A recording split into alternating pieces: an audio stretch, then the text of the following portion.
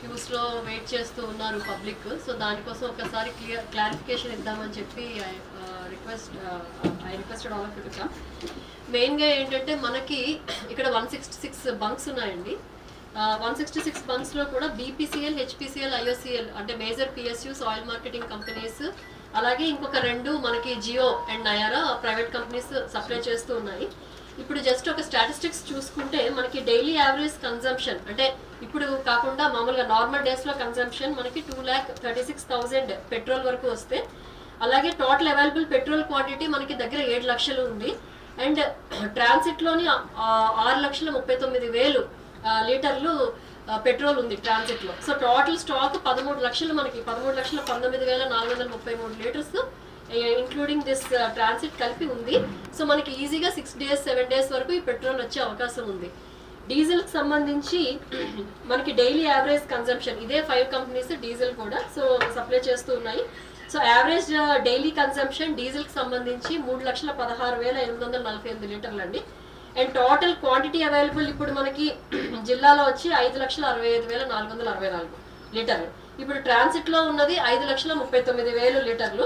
So ఇదంతా కలిపి 11 లక్షలు ఇప్పుడు మనకి ప్రస్తుతానికి అవైలబుల్గా ఉంది. ఇది యావరేజ్గా 4 days వచ్చే అవకాశం ఉంది డీజిల్. నార్మల్ డేస్లో మనం కన్జ్యూమ్ చేసే రేట్ బట్టి మనం క్యాలిక్యులేట్ చేసిన దీంట్లో చెప్తూ ఉన్నాం.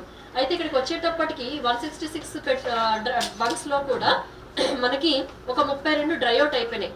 ఎందుకు డ్రైఅవుట్ అయిపోయినాయి అని we have taken a deep dive and analysed. సో దాంట్లో మెయిన్గా చూస్తుంటే ప్యానిక్ బయింగ్ అంటే భయపడిపోయి public cans, plastic cans, barrels తెచ్చి ఫిల్ చేసుకోవడానికి క్యూల్లో నిలిచి ఉంటున్నారు. అలాగే నిన్న నేను చూసుకుంటే నేను రోజు కూడా ఇక్కడ పెట్రోల్ బంక్ పక్క నుంచి ఎప్పుడైనా ఫీల్డ్ విజిట్కి వెళ్ళేటప్పుడు వెళ్తూ ఉంటాను. ఇక్కడ ఫర్ ఎగ్జాంపుల్ మీరు చూసుకుంటే జగన్నాథం పెట్రోల్ బంక్ మన మెడికల్ కాలేజ్ పక్కన వాళ్ళ కన్జంప్షన్ డబుల్ అయిపోయిందండి ఈ మధ్య. ఎందుకు డబుల్ అయింది అంటే ఈ ప్యానిక్ బయింగ్లో చాలా మంది మీరు కూడా చూస్తే క్యూ కట్టేస్తూ ఉన్నారు. మనకి క్యూ అంతగా ఎప్పుడు కనబడదు ఇక్కడ. సో ఈ ఆల్ పెట్రోల్ బంక్స్లో ఏం జరుగుతుంది, ఎక్కడో రూమర్ వచ్చింది పెట్రోల్ డీజిల్ సప్లై చెయ్యరు లేదా రేట్ పెరిగిపోతుంది అని చెప్పి. సో ఇదేమీ లేదండి, అదే ప్రైసెస్కి పెట్రోల్ సప్లై చేస్తాము, డీజిల్ సప్లై చేస్తాము, ఎవ్వరు వర్రీ అవ్వాల్సిన అవసరం లేదు. ఈ ప్యానిక్ బయింగ్ దయచేసి ఆపాలి. ఈ డబల్ చేయడం వల్ల ఏమవుతుంది, ట్రాన్సిట్లో వచ్చే పెట్రోల్ కానీ డీజిల్ కానీ ఇంకా రీచ్ అవ్వకపోవడము. మనకి కోవిడ్ టైంలో ఆక్సిజన్ తొందరగా అయిపోయేది. ఎలా అయితే సేమ్ ఎగ్జాంపుల్ ఇక్కడ కూడా ఆ భయంకి ఎక్కువ డీజిల్ పెట్రోల్ తీసుకొని వెళ్ళిపోతున్నారు, స్టాక్ చేసుకుంటున్నారు ఇంట్లో. దానివల్ల ఇక్కడ మాకు డ్రైఅవుట్ అయింది తప్ప ఎక్కడ పెట్రోల్ డీజిల్ సప్లై ఇబ్బంది వల్ల మాత్రం డ్రైఅవుట్ అవ్వలేదండి. ఇది అందరి క్లారిఫికేషన్ కోసం చెప్తూ ఉన్నాను. మనకి ఏంటంటే పెట్రోల్ 109 రూపాయలు, డీజిల్ అలాగే 97 రూపీస్ పర్ లీటర్ అమ్ముతూ ఉన్నారు. నయారా వాళ్ళు కొంచెం 5 రూపీస్ అది పెంచారు. అండ్ జియో వాళ్ళు 3 రూపీస్ పెంచారు. నయారా వాళ్ళు 5 rupees on petrol and 3 rupees on diesel పెట్టారు. ప్రైవేట్ దగ్గర కొంచెం ఏదైనా ఎక్కువైంది తప్ప ఇక్కడైతే ఎక్కడ ప్రైస్ మనకి ఇంక్రీజ్ అయ్యే అవకాశం లేదు. రెండోది పెట్రోల్ కానీ డీజిల్ కానీ సప్లైలో కూడా ఎక్కడ ఇబ్బంది లేదు. ఇదంతా ఎందుకు జరిగింది అంటే ఈ ప్యానిక్ బయింగ్ వల్లనే జరిగింది. ఇప్పుడు 12,000 కిలోలీటర్లు ఫర్ ఎగ్జాంపుల్ ఈ జగన్నాథం పెట్రోల్ బంక్ తీసుకుందాము. 12,000 కిలోలీటర్లు సాయంత్రం 3:30కి లోడ్ వచ్చింది ఇవాళ పొద్దున్న కల్లా అయిపోయింది.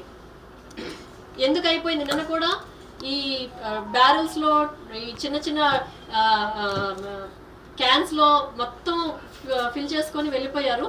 సో దానివల్ల రాత్రి 9 గంటలకి వాళ్ళు ఫిల్ చేయము అని చెప్పినా కూడా పబ్లిక్ కొంచెం మ్యాన్ హ్యాండిల్ చేయడము అక్కడ డెలివరీ బాయ్స్ అది జరిగింది.